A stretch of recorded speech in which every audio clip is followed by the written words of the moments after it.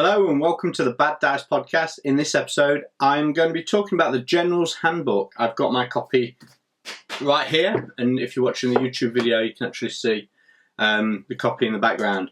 I'm lucky enough to get an early copy for review, and it kind of also ties into the fact that we were brought in, myself and some of the other guys, to do a show on this before and do some play testing, and got to meet the guys behind the Generals Handbook. So I'm lucky enough to get my hands on it early for a review of the book. And this is what this episode or YouTube show, if you're watching on YouTube, is going to be all about. So first off, I want to talk a bit about the Generals Handbook itself.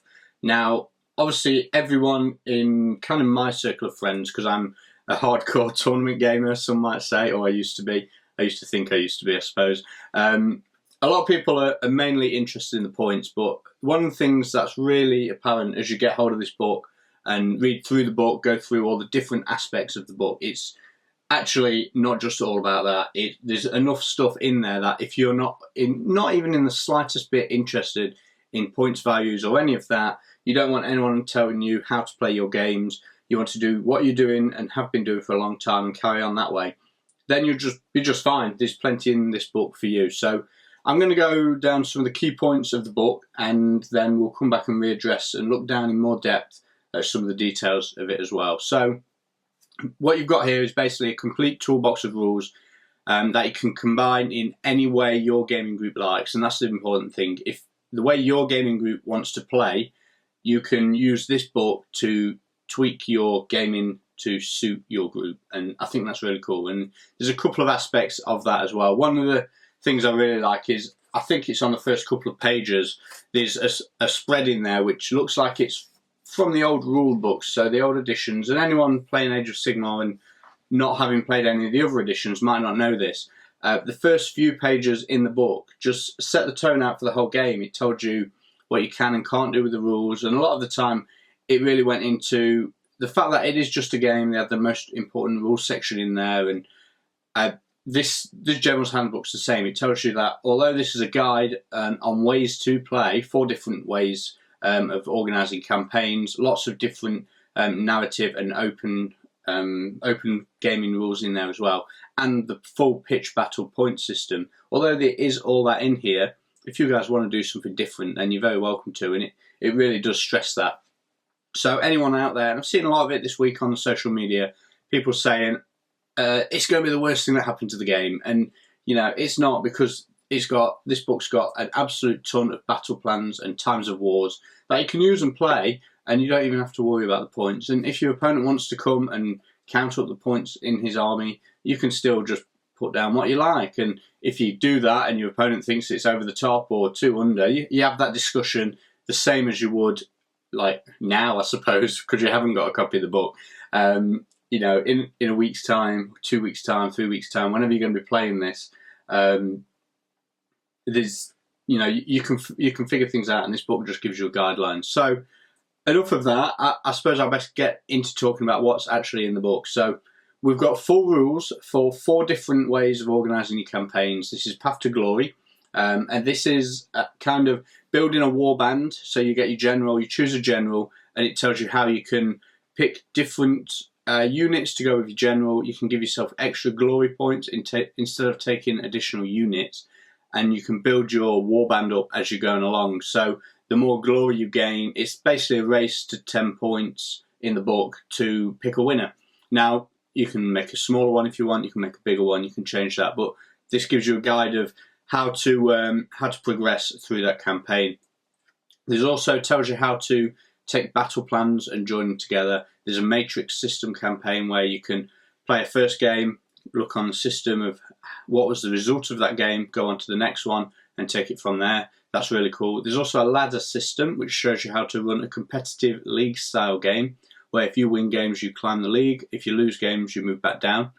And the other systems are map campaigns similar to the mighty empires of old. So moving on from the campaigns, as we've already talked about the open system, do what you like, that's still in there.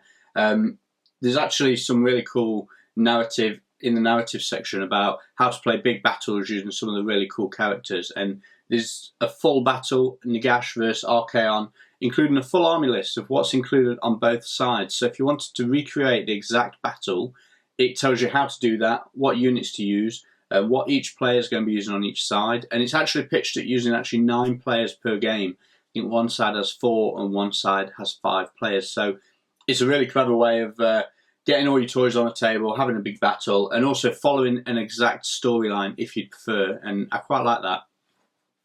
So into the pitch battle section, and this is kind of the points and additional rules, and there's some really, really nice stuff in here.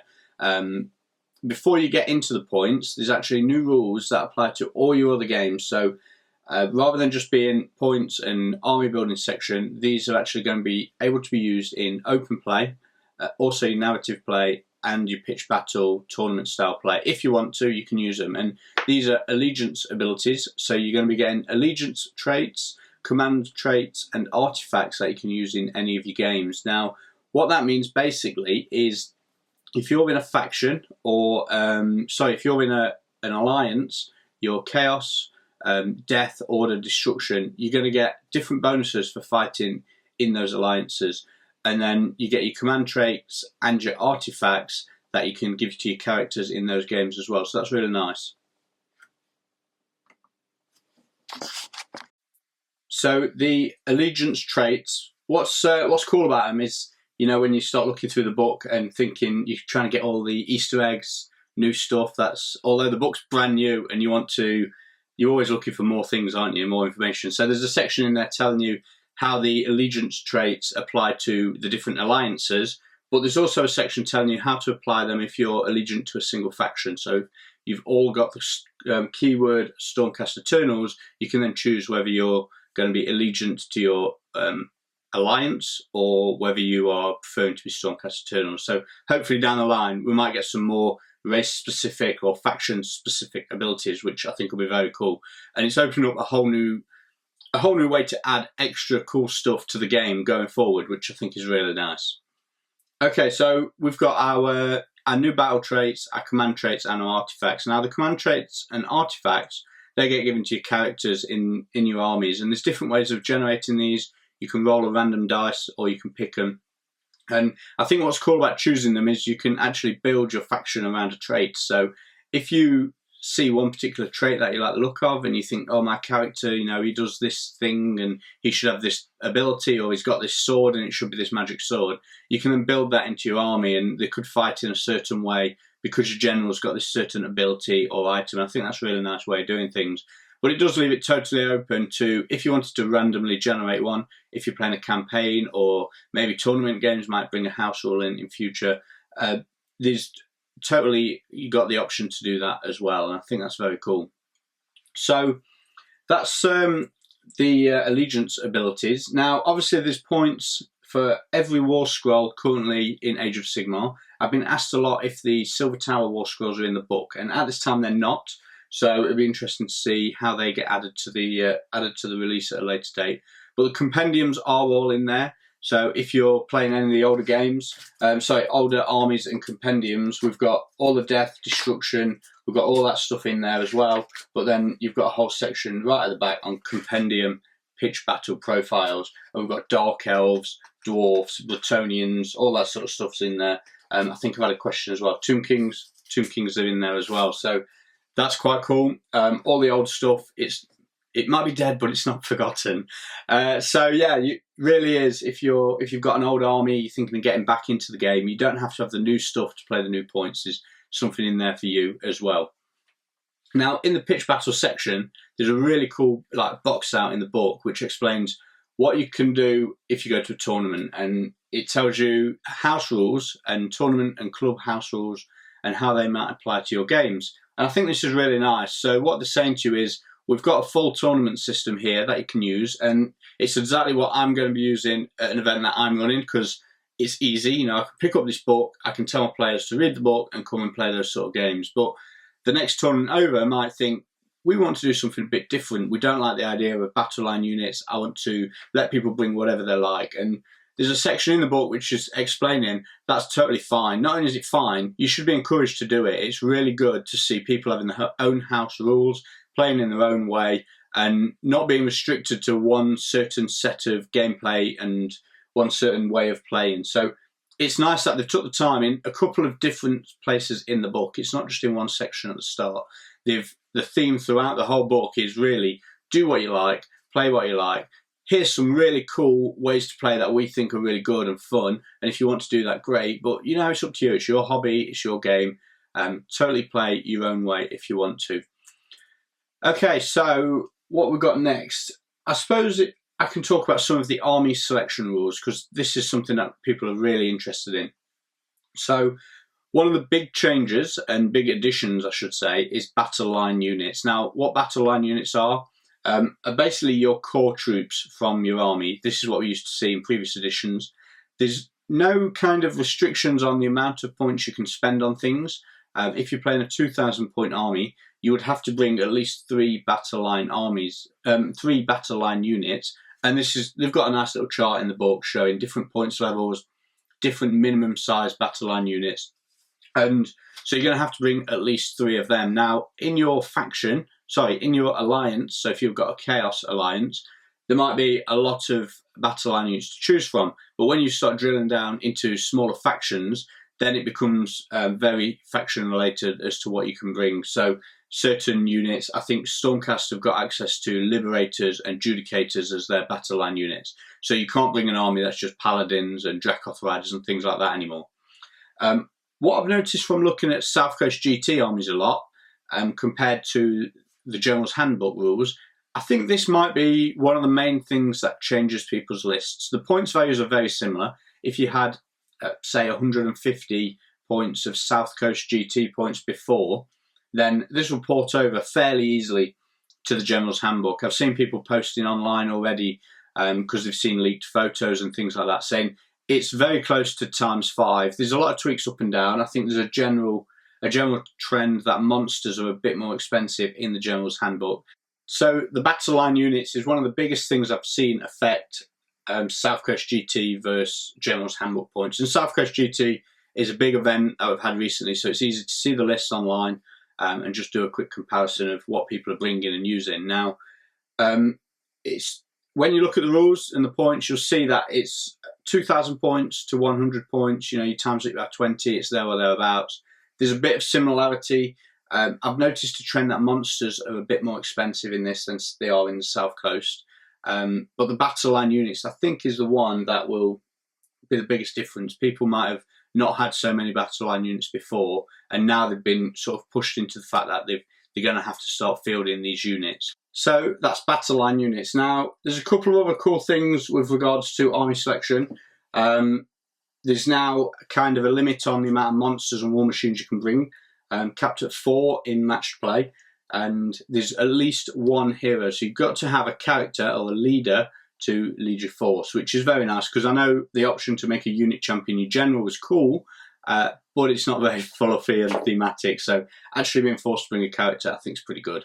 Now, the other big question on kind of like rules changes, army list impact, there's the 3 rules of 1, which I think is very cool. And this is going to have one of the biggest impacts on actual playing the game once you're at the table. Now, the 3 rules of 1 are, number 1, you can only attempt to cast a spell once. So if you try and cast Mystic Shield and fail, another wizard can't cast that same spell, which is pretty good.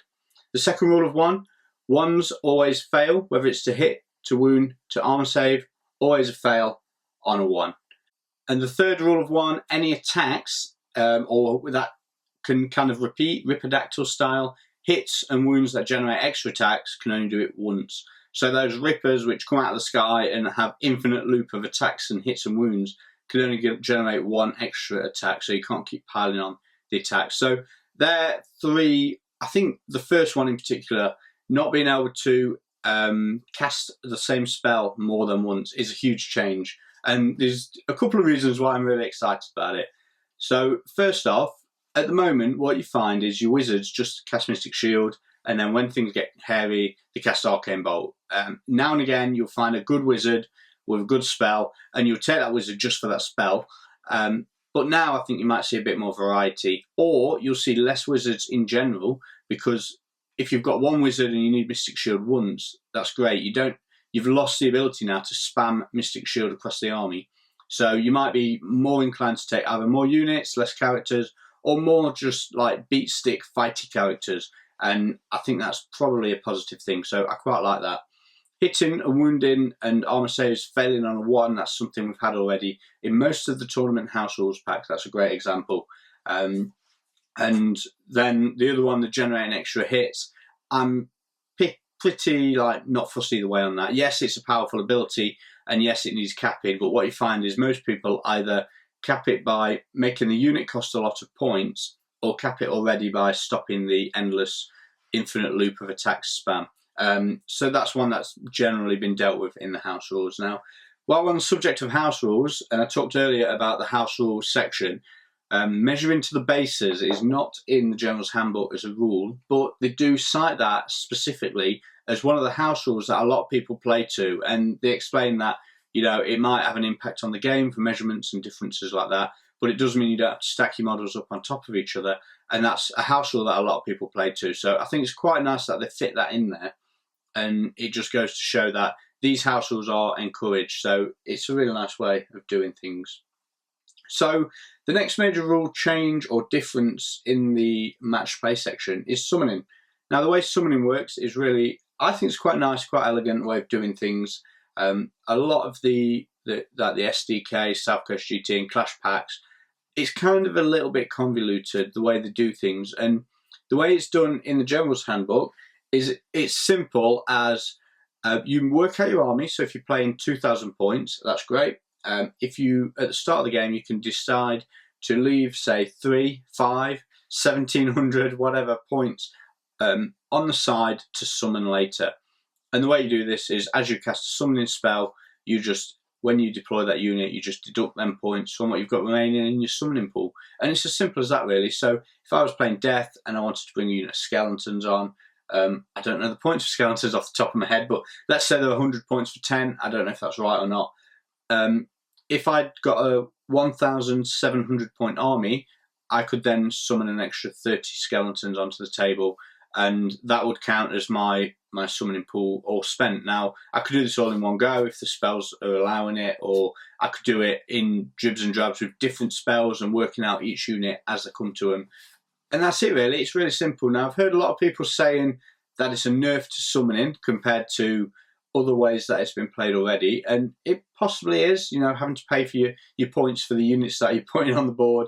Shock horror, you know, terrible that you've had to pay for it like the rest of us. But in a way, it's also quite cool because those units can't be killed until they're on the table, so you can keep them safe in reserve and then kind of deep strike them where you need them later, which is something I've heard referred to. Some armies make more use of it than others, and there's also things like summoning a horror, which then summons flamers, which can then shoot something, get in line of sight and angles. There's a lot of use for keeping summoning in reserve and bringing them onto the table when you need them.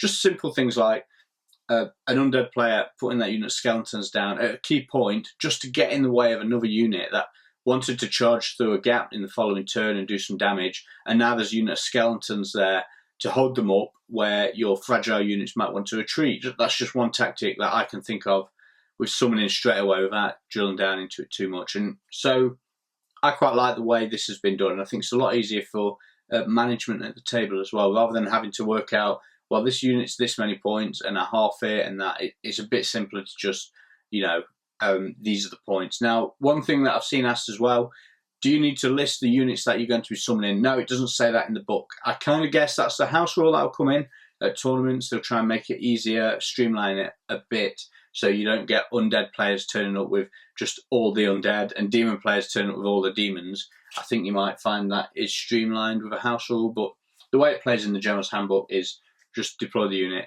and off you go. So there's one last thing I want to talk about before we wrap this show up, and that's the match play battle plans, because I think these are really nice, and there's certainly the things my gaming group are going to play a lot of, I can see. I also see a lot of tournaments playing a lot. So these are going to be the 6 scenarios, like from the old editions, what you're going to want to learn off by heart, because they're going to be played and played and played. So let's just turn to them. We've got Take and Hold, Blood and Glory, and these two are ones that can actually end the game instantly if you achieve a certain win condition. We've got Escalation and Border War. Now, Escalation, you split your army up into thirds and then bring them onto the board 1, 2, and 3 turns in. So that's quite cool. You also score on the objectives on both of these on each of your turns. So a player controls an objective if at the end of any turn they have more models from their army within 6 of the objective than they are enemy models within 6. So that's one way of scoring on them two, both the same. In the first game, it scores a bit different. You have to have no enemy models within 6 to claim it. And then on the final 2 games, 3 Places of Power and Gift from the Heavens, these are different again. So 3 Places of Power, you've got scoring across the front, across the centre, sorry, and Gifts from the Heavens, you've got your objectives showing up randomly during the game, which I think is very cool. I really like that.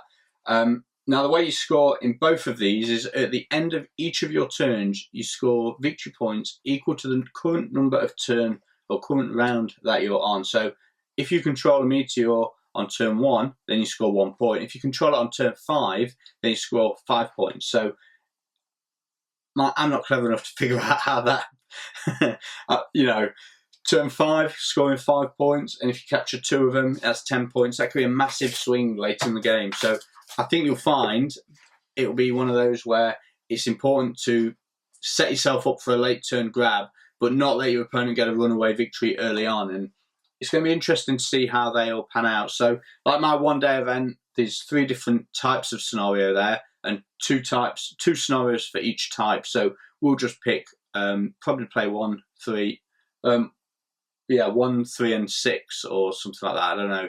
1 or 2, 3 or 4, 5 or 6. We won't play 1, 2, 3. So I think that's quite cool.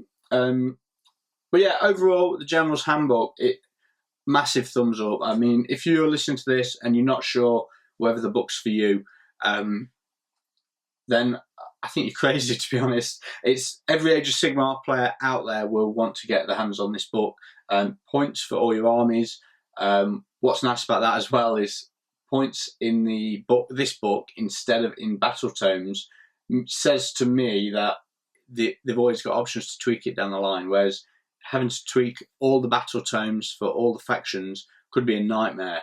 Whereas changing one General's Handbook and reissuing it with new sets of points in, updated for any battle tomes that are going to be coming out in the future, I think it's a great way of doing things. So I'm really excited about this book. There's tons of battle plans. There's a few times of war in there, campaigns, everything for any player in the game.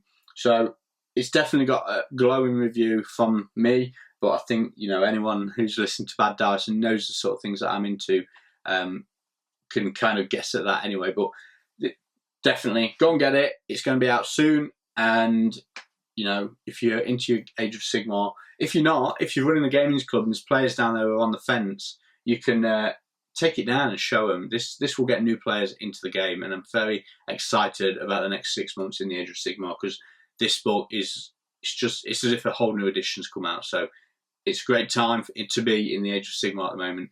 Well, thank you very much for watching and listening. Check out the Bad Dice over at the Bad Dice podcast. That's baddice.co.uk. If you want to ask any questions about the show, you can send me an email, bencurry@baddicepodcast, or you can catch me on any of the social media networks. I'm on pretty much all of them, and it's simple as looking for Bad Dice. And I'm sure you'll find me on there. Well, thanks very much for listening, and I'll see you on the next episode.